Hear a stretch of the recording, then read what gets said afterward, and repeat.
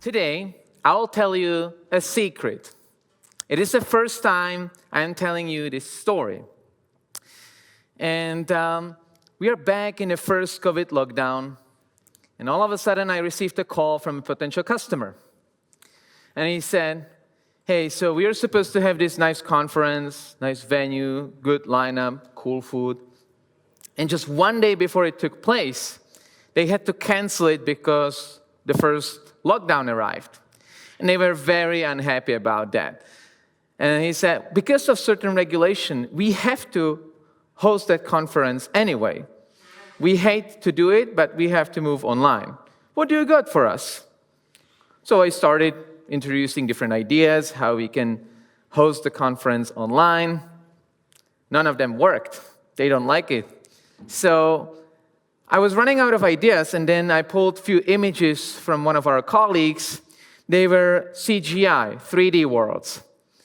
And I said, what if we would do that conference inside a green screen studio, and we would have some nice, fancy 3D world? And they were like, yes, they love it. They want to do it. Can you pull it off really soon? Sure, no problem. Acting like we would be doing this on a daily basis. The fact was, we're not doing this on an everyday basis. In fact, we don't even have studio.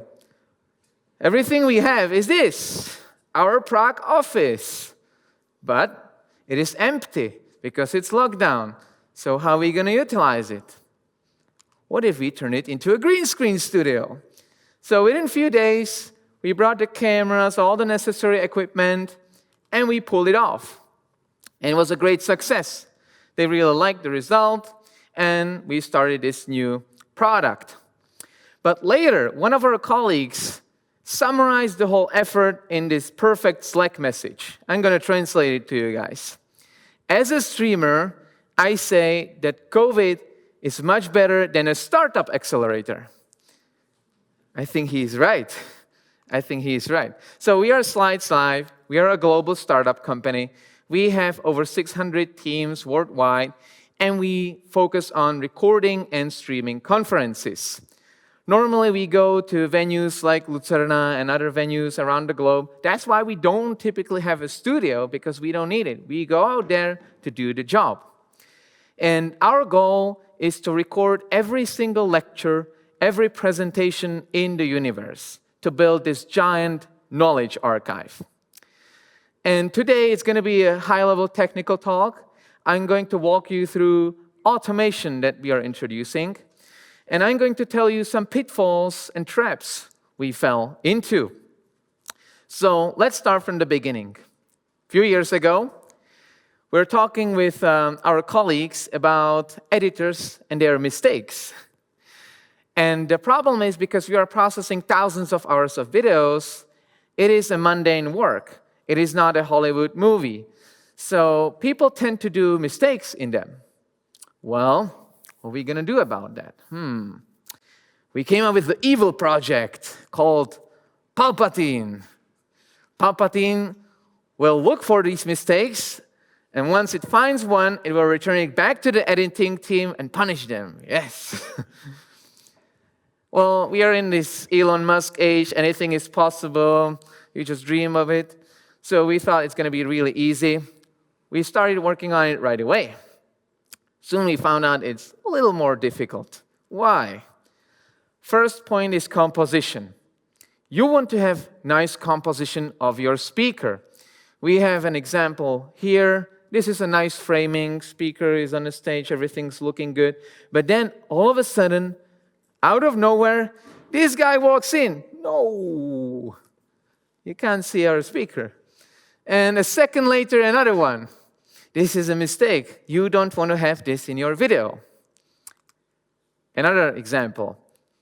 If you're a videographer, we have some folks standing here. I get it. It is a tough job. You're standing here 8 hours straight. So even if you're a master following the speaker the entire day, from time to time, it's just split of a second of inattention, and she's out of frame. No. Of course, you fix your mistake a few seconds later. But again, you don't want to have this in your final video. And then last but not least, even if you are the best videographer and everything's worked great, sometimes the speaker just does something unexpected, like this guy runs away from stage completely. What are you going to do then? So our goal is to detect all of these moments and switch to a different camera angle and do something about them. How? Well, face detection comes handy, of course. So we started with the OpenCV library that utilizes the cascade classifiers. And we found out that it's not working well because it requires the face to be looking at you. But once you start turning a little bit, it doesn't work well. So we upgraded to a different algorithm called Hawk. That one doesn't work well either. It was about 70% success rate.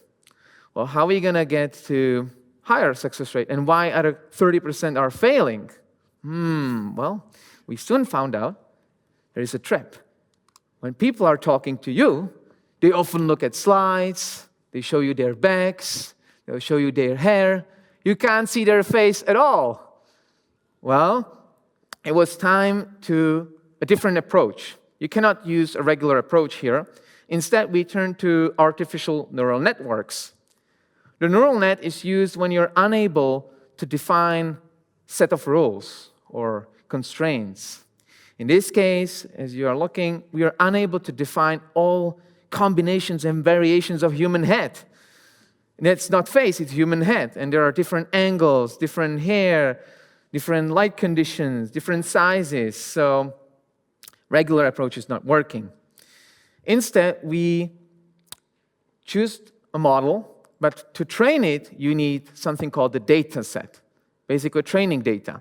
So we picked 11,000 samples of human heads from our videos and started labeling them manually. Humans labeled them. And then we used that data set to train it. And all of a sudden, we achieved 95% accuracy. Well, we were very happy about the result. But there was still one more piece of a puzzle. It's this frame. You can have multiple heads in your frame.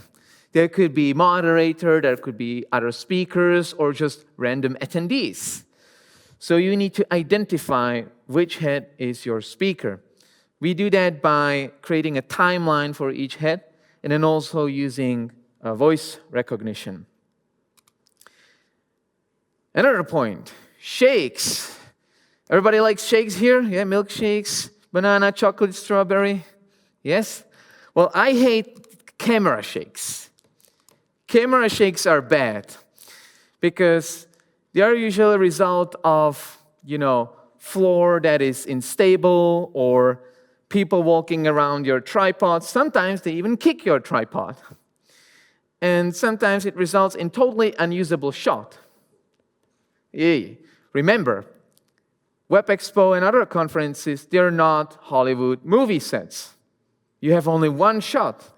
You cannot say, oh, sorry, little shake, let's run it again. You have just one attempt.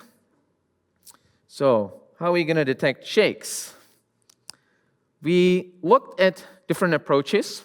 First of all, we tried a similar algorithm that is used in drones to detect the background, because you need to separate your speaker and the background. But that didn't work well because in many cases the speaker is just too big, or there is a solid color behind him, perhaps a whiteboard, so you don't have enough segments. We ended up using a different algorithm that you see here, and it's called the face correlation. With that, we are able to tell whether it's a bad camera shake or just a regular movement. It is very related to another point, which is focus. And all of you know how autofocus works. Whenever you pull that phone out of your pocket to take a nice selfie or some photo, what the camera does is it changes the focus back and forth and measuring the differences, trying to find the perfect settings. But if you recorded the video, you cannot change the camera settings anymore. It's already done. Instead, you have to look for the moments when it's bad. How are we going to do that? Well, we are considering two types of blurs. One is the motion blur, and the other is the lens blur. Motion blur is fine. That is okay. That's because I'm walking. I'm walking as a speaker, and that's natural. But the lens blur, that's when the image is not sharp, when it's really ugly. And because we use there are dozens of methods described, on the internet how you can solve this problem. Most of them surprisingly fail in real-world conditions, so we ended up writing our own. And it is some clever math behind a Fourier transformation, but it is represented by phase and magnitude. What it means for you is you can detect if you see stripes, that's on the right-hand side, stripes, they detect the motion blur, that's okay. But the rings, they mean how sharp the image is. So with that, we are able to tell where there is a lens blur and not motion blur. If you have such a vast amount of content, so many videos, over 60,000 of them, you need to somehow organize them, categorize them. And any of you tried categorize large content before? Raise your hand. Okay, there is a few people. So you might know the problem. What categories do I choose? Well, you might look at some other websites or some other sources. You soon find out that they might be very narrowly focused, so you cannot really utilize their system. So we looked at the library systems, but the library generic systems, they typically don't contain the modern topics such as cryptocurrencies or other things.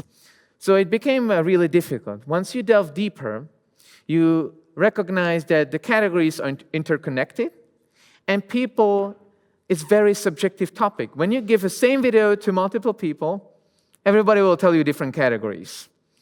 What are we going to do about that? We thought there is a solution that will tell editors to write 5 keywords for each video, for each presentation. And soon, they minimized their effort by writing same keywords to a set of lectures. And they started using keywords like place, the venue, the name of the conference, or even a year. So we said, well, 5 keywords, or you not be paid, you're not able to release the video. Well, so we can have these keywords, WebExpo, WebExpo 2021, Prague, WebExpo Prague. It's done, you can release the video, but it tells us nothing about the content of the lectures. Totally unusable. Another example might be a lecture that is so domain-specific that if you're not a doctor, can any of you tell me 5 keywords for this? Yeah. Okay, probably not. So we used transcript, speech to text. We transcribed the lectures, but the transcript is not perfect. And we want to do something called the frequency natural language processing. So you basically calculate the number of occurrences of given word, but you need to clean it first because there are a lot of stop words and a lot of words that they don't really bring you value. And when we do all that, we have those keywords. But you might have some interesting situations because the speech recognition is not perfect. For example, today, many people are talking about EV, electric vehicles. And, electric vehicles on conferences, in the news. But the computer thought that EV stands for the name of the Pokemon. So you had a high-end scientific lecture that you could find under a Pokemon's name, but you cannot find it under electric vehicle. You have to think about these cases. One potential source to improve these results are slides. Slides, they often contain valuable information. They have titles that you might use as chapters. They also contain right spelling of names of companies or people, so things that computer might have difficulties to understand, or they might even have the right version of the acronym such as EV. But there are some other caveats. One of them is that we humans naturally know how we read from left to right, from top to bottom, and we know that these are 2 separate blocks. They don't really belong to each other. But a computer will simply read it from left to right, left to right, left to right, and it all of a sudden doesn't make any sense. So you have to help it and somehow Plus, the fact that there are so many different font sizes and fonts and colors doesn't really help. The computer is very confused. Things like mathematical formulas are a complete nightmare. You want to get rid of them because they don't really help you. But once you clean all that data, it can help you with that natural language processing. So when we are doing all this and figuring out the categories, we are redesigning our website completely. We are bringing a lot of new features, and we have a user in mind and all that blah, blah. But we wanted to release that long time ago. We were working on it very hard, but Mother Nature had a different plan for us. One day, all of a sudden, this thing arrived, COVID-19. Well, it's 19 because it started in 2019. Anyone know what the first sign that the COVID is here was? Asians disappeared from conferences. Well, we didn't know why. We didn't know it will evolve into a global pandemic. And 2020 showed us COVID in a full swing, of course. All of a sudden, lecture halls and convention centers and Lucerna and everything is empty. Our business vanished overnight. Countries are imposing lockdowns.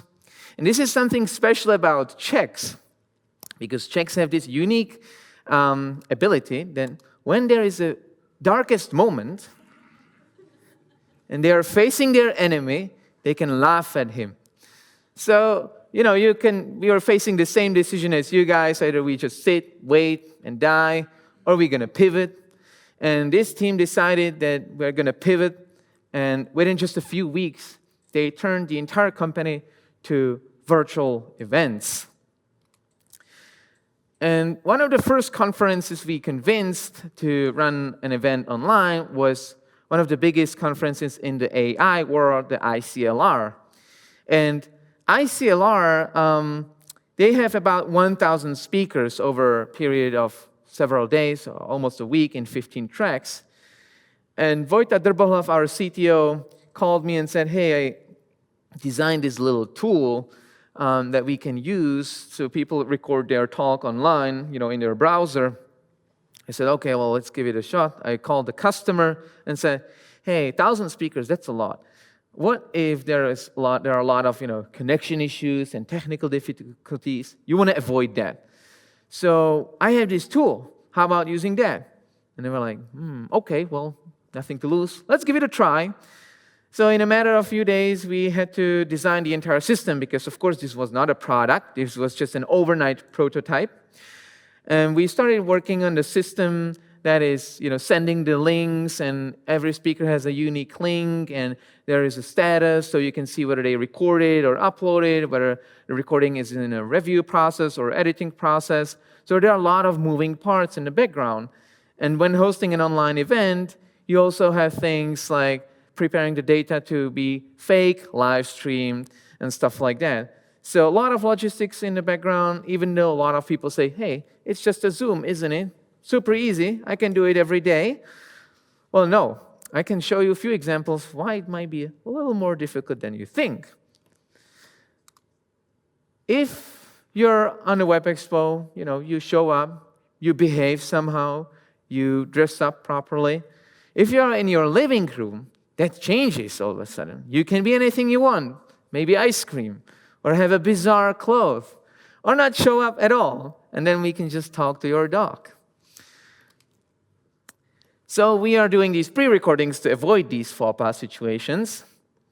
And speakers, they have a variety of requests how to make their life easier. One of them was to put there a pause button.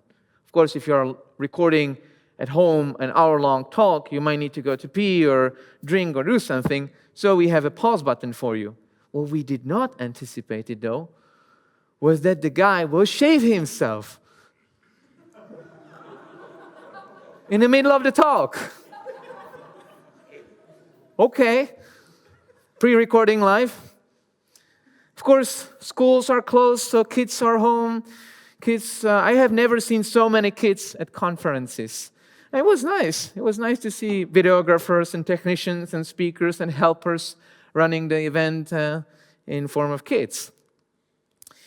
And people of all ages are experiencing this online adventure, not just kids, but all different ages, and we cannot blame them that they were battling computers from time to time, because sometimes it was really difficult, especially if you're live streaming to a wide online audience. You can experience something like this.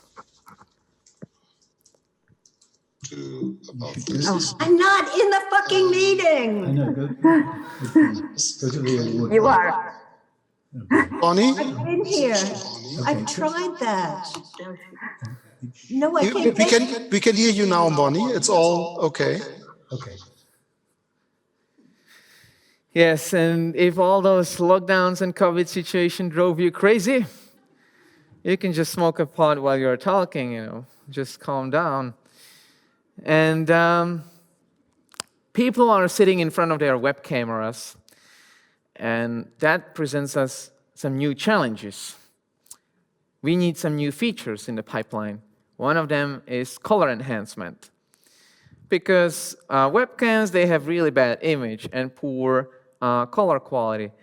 And if you're looking at one person, it might not be obvious, but once you put them next to each other, you can see there is a blue zombie here, there is some yellow troll over there, some overexposed creature in the bottom. Probably the only right exposure is that top left corner, and she has a face mask, unfortunately. So uneasy situation to start with, especially if you're a company focused on quality. So how are we going to deal with this? We use something called LUT, called lookup table. Lookup table is a method where we took screenshots from the video, number of screenshots, we analyze and find the right parameters, and you can imagine it as an Instagram filter. It has information how to transform each pixel. So once you find the right settings, you just run the LUT through the entire video, and hopefully it will make you a little less underexposed and a little less zombie looking. And you have to remember that people are very sensitive on the face color and the right white balance. If your wall or if your kitchen is not the right color, they'll be forgiving. But once your face is way off, everybody notices that. So you want to do something about that. Another thing is speech enhancement.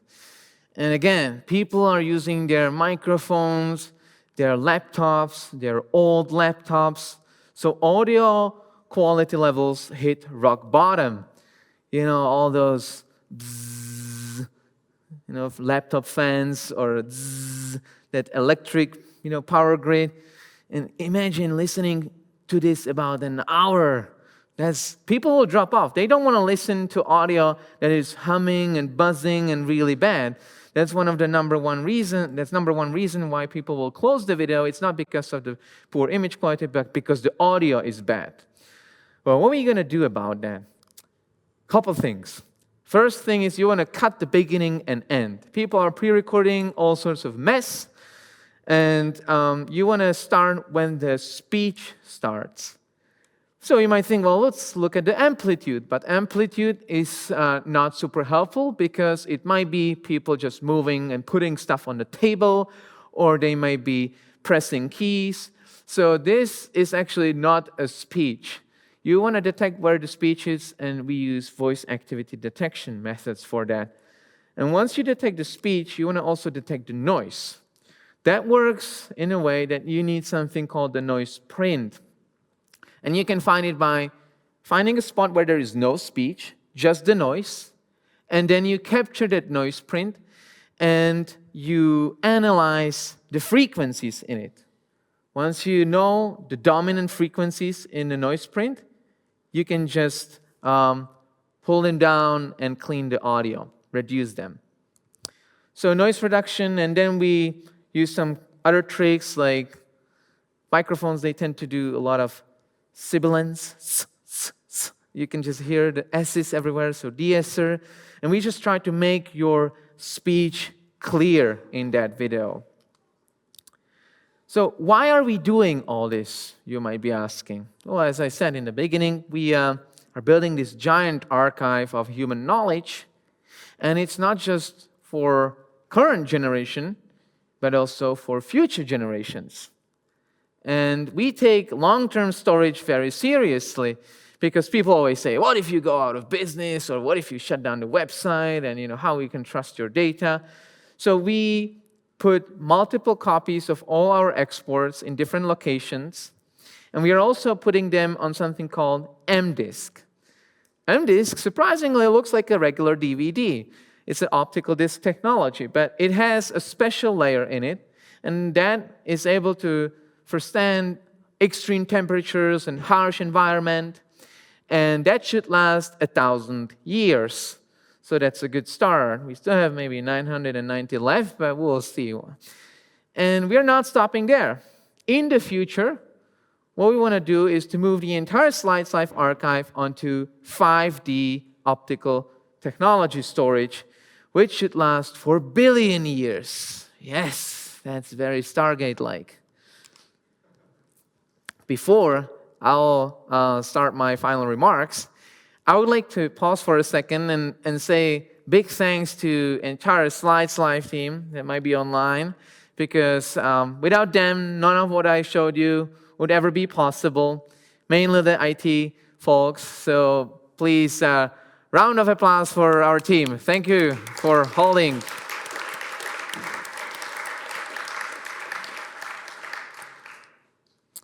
So to wrap up, if you remember, I was talking about how we're going to use Palpatine to detect mistakes and return it back to the editing team. Instead, we ended up with the entire pipeline that automatically edits the video by itself. And when it's not sure, when the algorithm is not 100% certain or 90% certain, it will send the video to the human team. So they work side by side, and the editors, they thought, well, we'll be out of job today. Of course, it hasn't happened. Whenever you automate an activity, it eventually leads to a new activity that a human can do. So talk to people, be open to these changes, be open to new ideas, and explain them to those that are affected, what you're working on, how the work might change. Just have a discussion about that. And to answer the big question, are humans going to be replaced by machines? Well, as you might guess, my opinion is no. They are not going to be replaced. Instead, they'll be augmented. They'll leverage each other's strengths and cover their backs. So thank you very much for being here today. Enjoy the evening after party, and see you there.